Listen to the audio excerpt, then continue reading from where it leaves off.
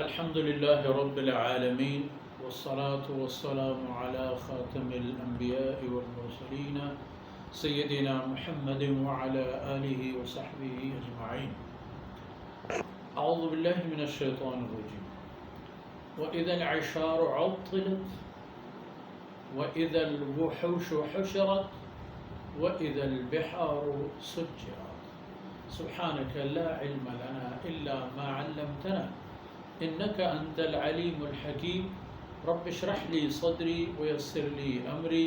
واحلل عقدة من لساني يفقهوا قولي واجعل لي وزيرا من أهلي رب زدني علما وارزقني فهما ثم أما بعد. گرامی قدر بھائیوں، بہنوں اور پیارے بچوں، یہ سورہ تکویر کی ابتدائی آیتوں میں جن کوائف اور حالات کا تذکرہ ہے وہ سب انسان کو درپیش ہیں. آنے والے وقتوں میں ہر انسان کو ان مراحل سے گزر کر آگے بڑھنا ہوتا ہے. اور اندازہ لگائیں کہ ابھی تو انسان دنیا، حب دنیا، معاملات دنیا اور دنیا سے متعلق اپنے منصوبہ بندیوں، پروگراموں اور دل و جان سے پیش رفتوں کی ترتیب و طریقہ کار میں لگا ہوا ہوتا ہے. لیکن انسان کو پتہ نہیں ہے کہ ایسے وقت بھی آنے والے ہیں کہ انسان کو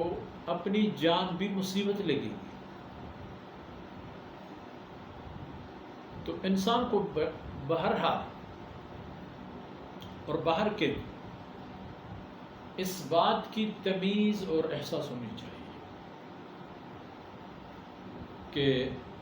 اگر دیکھا جائے کوئی مشکل حالت انسان پر آتا ہے تو اسے کیا کرنا چاہیے، پھر سوچنا چاہیے، سمجھنا اور یقین کرنا چاہیے کہ جو مشکلات انسان کو اصالتاً اور حقیقتاً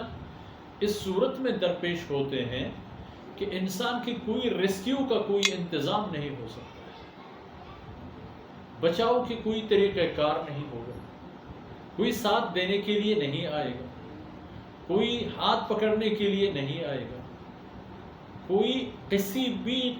قسم کی نصرت، یاری، رفاقت کے لیے آگے نہیں بڑھے گا. دوستیاں ختم کی جائیں گی اور عالم وہی جو پچھلی صورت میں باتیں آ گئی تھی یہاں تک پہنچے گا کہ جو رشتے ناطے اس دنیا میں انسان کو کہے بغیر ایک دوسرے سے مربوط رہنے اور ایک دوسرے کے دل و جان سے کام کرنے پر اکساتے ہیں، وہی جذبے وہاں مدم پڑتے ہیں، ختم ہو جاتے ہیں، احساس نہیں ہوتا ہے انسان. تو فرمایا وَإِذَا الْعِشَارُ عُطِّلَتْ. عرب کا ایک عجیب نفسیات اور قرآن کریم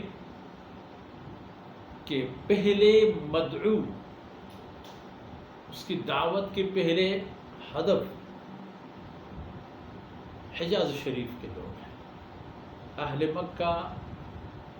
اولویت میں قریش، پھر تمام اہل مکہ، پھر جزیرۃ العرب من وعن. پہلے اس دعوت کی ہدف ہیں اور ان سے یہ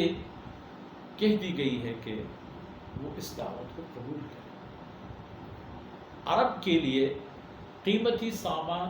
قیمتی چیز کیا ہوتی تھی؟ عرب کی بہترین قیمتی چیز اونٹ ہوتی تھی، اور وہ اونٹ بھی جب سرخی مائل اس کی رنگت ہوتی، اور وہ اونٹنی پھر اونٹنی کو اونٹ پر ترجیح دیتے، اور پھر جس اونٹنی کے حمل ہو، اور چونکہ یہ حیوان اللہ کے حکم سے 10 مہینہ اپنے بچے کو اپنے پیٹ میں جگہ دے دیتی ہے، اور 10 مہینے کے بعد اللہ کے حکم سے اس کی جو بچہ ہے اپنی ماں سے جدا ہوتا ہے، تو اتنے عرصے میں جتنے بھی زیادہ یہ اونٹنی حمل کو پائے تکمیل تک لے جانے کی مدت میں قریب رہے، اتنا ہی زیادہ اس کی دیکھ بھال ہوتی، اتنا ہی زیادہ اس پر توجہ ہو۔ لیکن ایک دن ایسا بھی آئے گا وَإِذَا الْعِشَارُ عُطِّلَتْ، وہ اونٹنیاں جو قریب بچہ جننے کے مرحلے میں ہے، ابھی نہ تبھی 10 دن، مہینہ، 2 مہینہ، کیا بلکہ دن، 2 دن، گھنٹے اور گھنٹوں کے فاصلہ، لیکن جب ہول قیامت آ جائے، جب قیامت کی تباہی آ جائے اور وہ لمحات آ جائیں کہ جو ایک تباہی کے علاوہ کوئی ان میں عنصر شامل نہ ہو، فرمایا عشار عطِّلَتْ، اس دن میں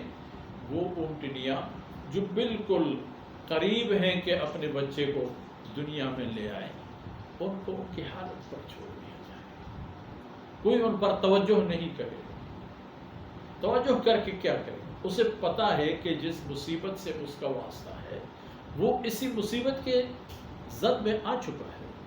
اور یہاں سے اس کے لیے کوئی راہ فرار یا جائے قرار موجود نہیں ہے۔ اضطراب کی اس کیفیت میں اونٹنی کو کیا کر لے گا؟ وسائل دنیا سے اس کا کیا لین دین ہوگا؟ اس لیے فرمایا وَإِذَا الْعِشَارُ عُطِّلَتْ، اس دن کی غیر معمولی حد تک خوفناک اور ڈراؤنی شکل کا یہ ہوگا کہ عرب اپنی بہترین قیمتی ترین چیز کو بھی اس دن ہاتھ میں نہیں لاتا، ہاتھ اور خاطر دونوں میں نہیں، اس کو اس کی حالت پر چھوڑ، یہ ایک۔ اور اس کے بعد والی بات یہ عالم ہوگا کہ وَإِذَا الْوُحُوشُ حُشِرَتْ، تمام حیوانات ان کو جمع کیا جائے گا، تخلیق کے طور پر بھی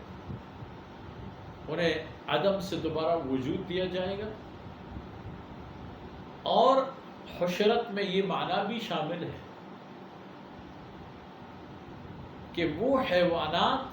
بھی ایک دوسرے کے مخلوق ہیں، تو ان میں سے ایک دوسرے سے اللہ رب العزت حساب و کتاب لے کر کے ان کا معاملہ بھی تلافی کر لیتے ہیں، مگر حیوانات کے لیے اس کے بعد کوئی جنت یا جہنم کا محور یا مرکز منزل نہیں ہوتا۔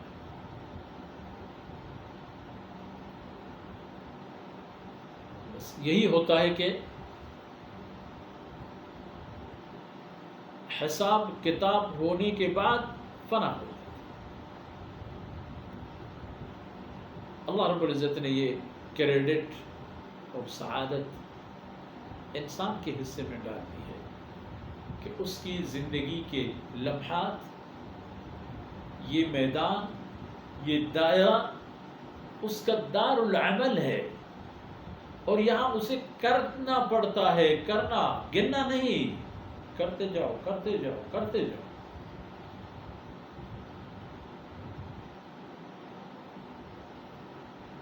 یہ عالم جب آئیں گے تو انسان کی حالت یہی ہوگی کہ اسے صرف جان کی پریشانی،